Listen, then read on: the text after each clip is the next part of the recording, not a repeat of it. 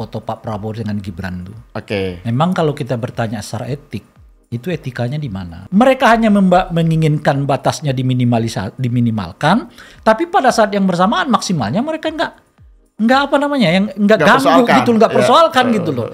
Airlangga sebagai calon wakil presidennya Pak Prabowo itu udah di angka 80%. Mungkin menurut saya saingan terberat Airlangga itu cuma Gibran. Itu ya sederhana aja bagi Pak Airlangga kan. Kalau Anda nggak milih saya seperti Cak Imin pindah juga. Pak Prabowo ini lagi-lagi saya udah juga menyebutkan yang paling susah ditebak itu sebenarnya Ganjar. Kalau Pak Prabowo ini udah terkunci kok istilah saya itu. Oke. Terkunci.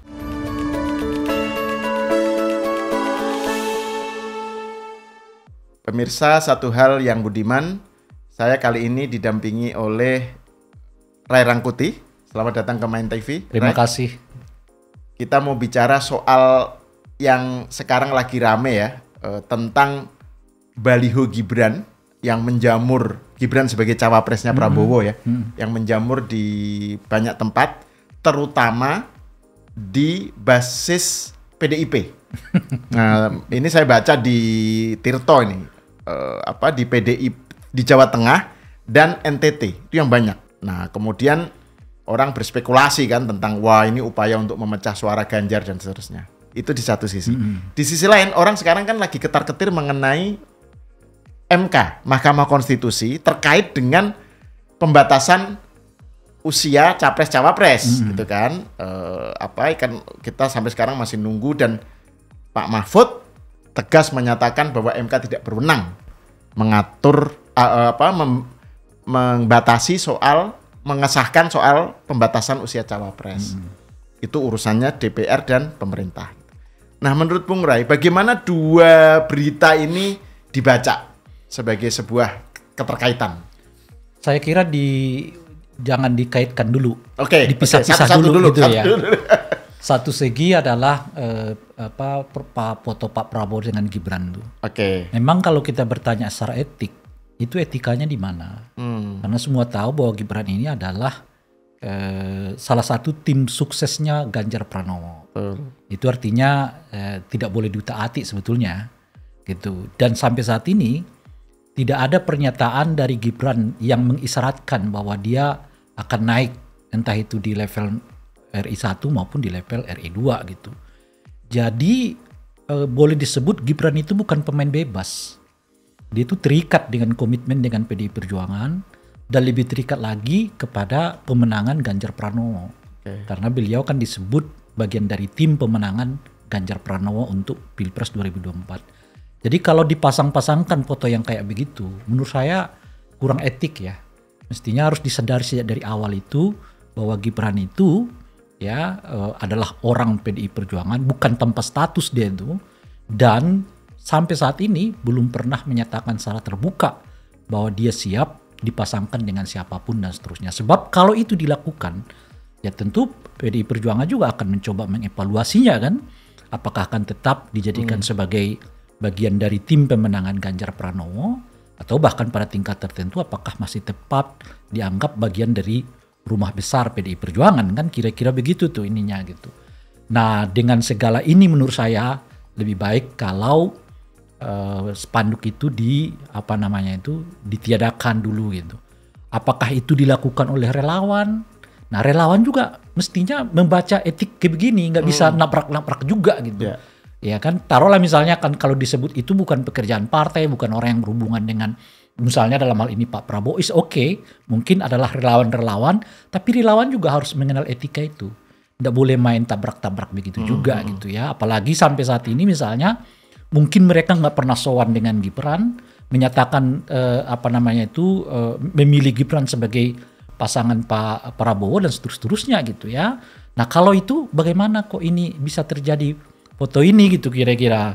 Nah dan mereka juga mungkin belum minta izin kepada Gibran, apakah boleh fotonya disebar berpasangan dengan Pak Prabowo gitu ya misalnya. Dan saat yang bersamaan mereka juga mungkin belum juga minta izin dengan Pak Prabowo juga gitu ya.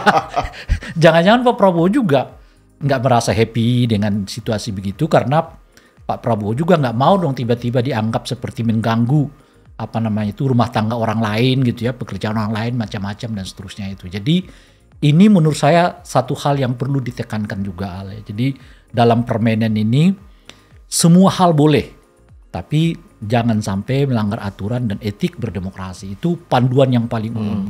Etik demokrasi itu ya salah satunya ini. Nggak boleh tuh tiba-tiba memasangkan orang yang statusnya jelas gitu loh. Kecuali dia pemain bebas ya kan. Malah ada yang ini, Bung Ray. Jadi kok itu yang dipasangkan ngambil anaknya orang lain, kenapa nggak anaknya sendiri? Ya, itu maksud saya kan. Karena orang ini statusnya jelas. Ya, rumahnya di mana, kira-kira begitulah ya. Terus warna bajunya seperti apa, dia jelas nih. Bahkan lebih jelas lagi karena udah ditunjuk sebagai bagian dari pemenangan capres tertentu gitu. Ya. Jadi sowan lah setidaknya minta izin. Kalau ada persetujuan Gibran ya boleh. Kalau enggak ada, bagaimana kalau enggak ada? Dan sebagainya gitu. Dan oleh karena itu ya diturunkan karena Gibran bukan pemain bebas. Nah ini satu hal. Ini satu hal yang itu. Sesuai dengan nama acara kita. Ini satu hal ya kan. Nah satu hal yang lain, sepenuhnya saya setuju dengan pernyataan Pak Mahfud itu. Saya sih sebetulnya udah mengungkapkan ini di banyak tempat juga. Bahwa ini sebetulnya nggak patut saya sebut sebagai uji materi gitu, karena yang dilakukan oleh pemohon ini bukan mendalilkan adanya undang-undang yang bertabrakan dengan konstitusi gitu, karena mereka tidak mendalilkan adanya sesuatu yang bertabrakan dengan konstitusi. Bagi saya sejak dari awal Mahkamah Konstitusi sudah mengatakan ini nggak layak kita sidangkan karena Anda sedang tidak menguji apakah satu pasal di dalam undang-undang dianggap bertentangan dengan konstitusi atau tidak. Karena kalau kita baca permohonan mereka setuju kok dengan prinsip pembatasan usia. Cuman jangan tinggi-tinggi amat, itu aja bedanya gitu loh. Jangan 40 dong, 35 kata dia kan. Ada yang 21, ada yang 25, ada yang macam-macam.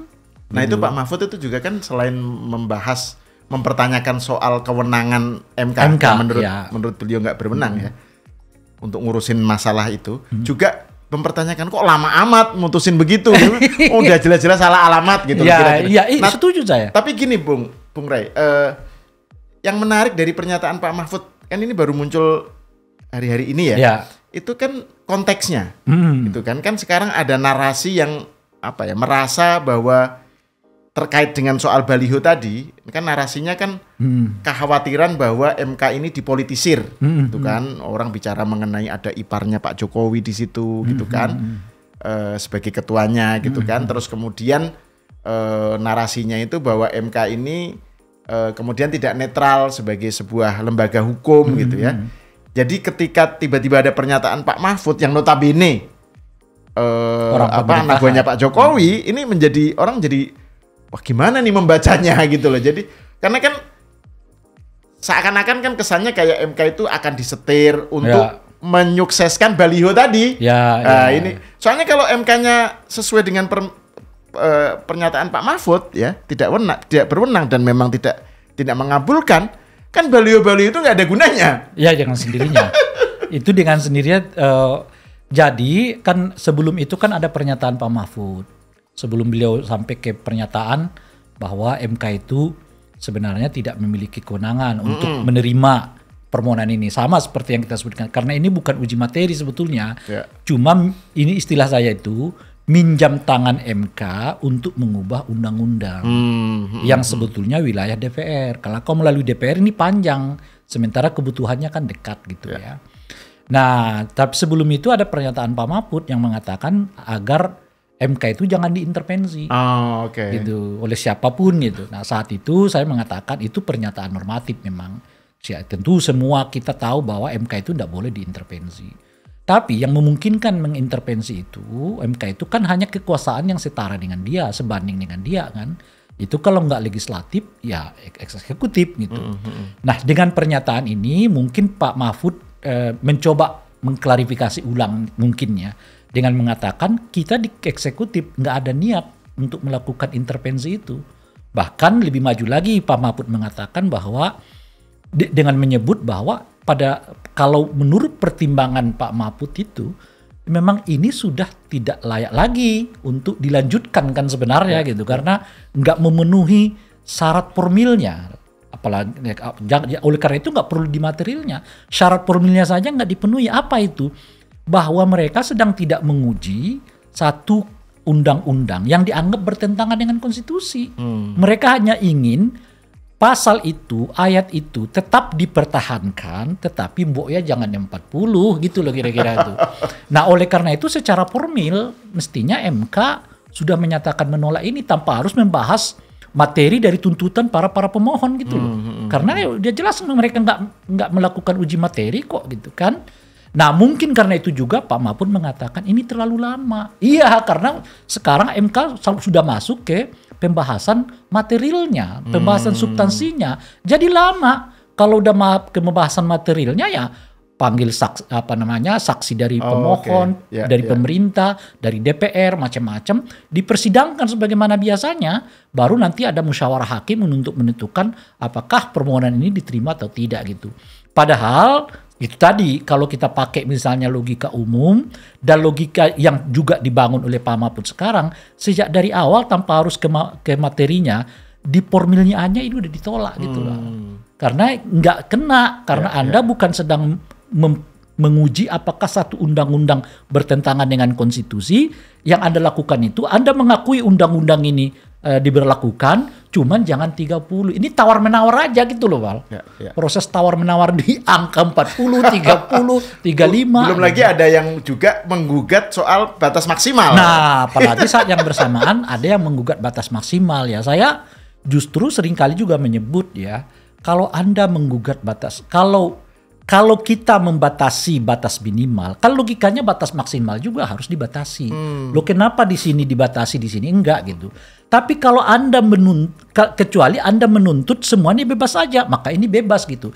Ini para pemohon juga menurut saya ini ya beberapa tentu yang mereka hanya menginginkan batasnya diminimalkan, tapi pada saat yang bersamaan maksimalnya mereka nggak ganggu gitu, nggak persoalkan gitu loh.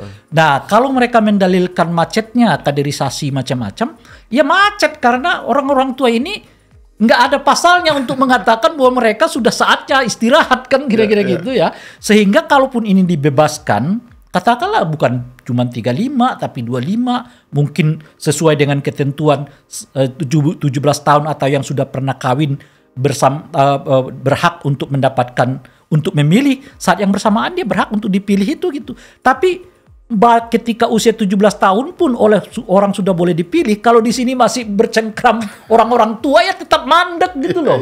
Jadi tujuan yang sebetulnya diinginkan oleh para pemohon pada tingkat tertentu menurut saya nggak kena juga gitu ya.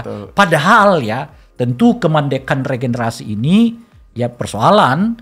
Tapi menurut saya persoalan kita juga yang paling krusial itu karena politik kita diisi oleh pemain-pemain tua semua dan relatif nggak bisa diutak-atik gitu. Karena hampir semua aturan memungkinkan mereka berada di dalam posisi ini. Nah sekarang pemilih kita itu 62% milenial. Gen Z dan milenial. Iya itu kan kira-kira tuh. Jadi secara umum lah anak muda semua.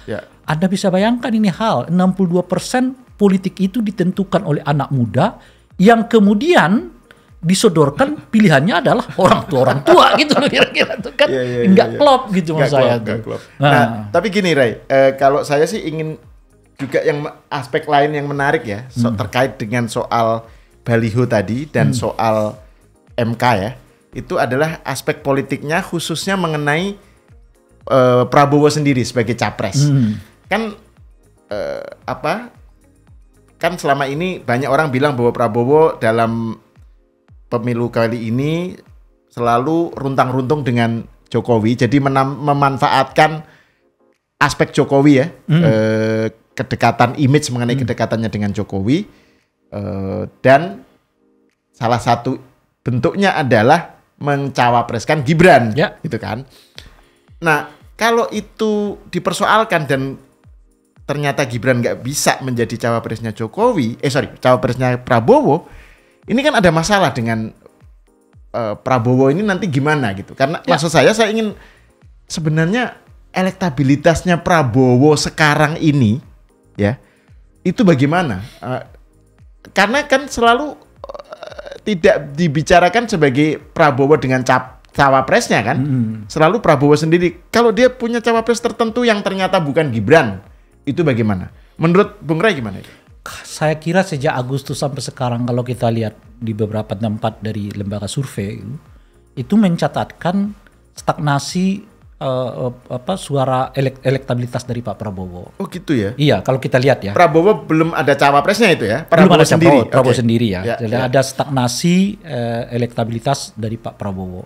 Secara umum ya ada yang menyebut sudah mendekati angka 40, ada yang mengatakan masih 30, sekian. Tapi kita pukul rata lah di angka 35 gitu. Jadi secara umum kelihatannya elektabilitas Pak Prabowo dalam 1 bulan terakhir ini stagnan di angka 35% itu gitu kira-kira.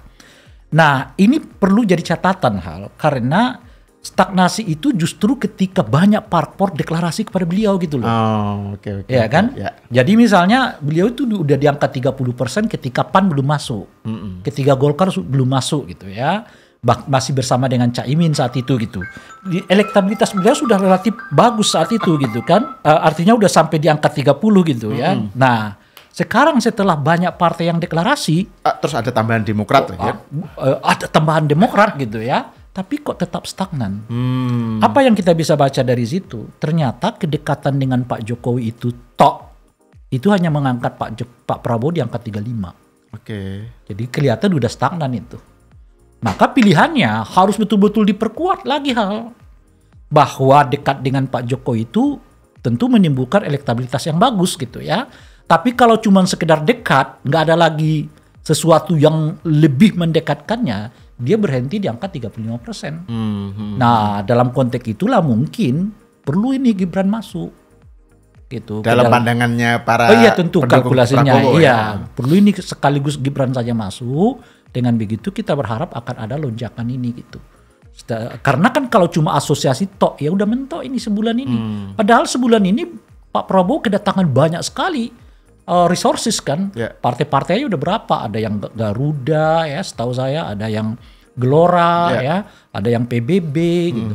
Tapi justru masuknya partai-partai ini membuat stagnasi elektabilitas Pak Jokowi karena saat yang bersamaan ternyata Anies Pak Jokowi mulu sih Pak Prabowo ya sorry. Karena pada saat yang bersamaan elektabilitas Anies menurut beberapa survei juga mulai agak menunjuk di Jawa Timur gitu. Apa artinya gitu? Artinya pindahnya Caimin ke Anies itu pada tingkat tertentu menurunkan elektabilitas Pak Prabowo. Jadi pemilih Pak Prabowo itu yang dulu milih dia naik, kenyataannya sekarang mulai lagi pindah ke Anies Caimin gitu. Jadi lagi-lagi membutuhkan figur yang kuat lagi untuk masuk ke Pak Prabowo untuk menaikkan elektabilitasnya karena nggak cukup sekedar kelihatan dekat gitu. Karena kalau kelihatan dekat stagnan di angka 35 gitu ya. Sementara di Jawa Timur Pak Prabowo mulai tergerus sedikit demi sedikit gitu. Itu koalisi yang gemuk seperti itu ya. Itu kan memang kelihatannya gagah gitu ya. Tapi dalam prakteknya kan tidak dengan sendirinya membikin pilihan voters itu para partai itu mendukung Prabowo dengan gitu sendirinya. Kan? Mestinya kan suaranya Pak AHY itu pindah tuh. Tapi belum tentu. Jadi pada akhirnya kelihatan begini loh Jadi partai-partai itu kelihatan akan seiring ya kenaikannya kalau mereka juga menemukan orang yang cocok di basis masanya gitu.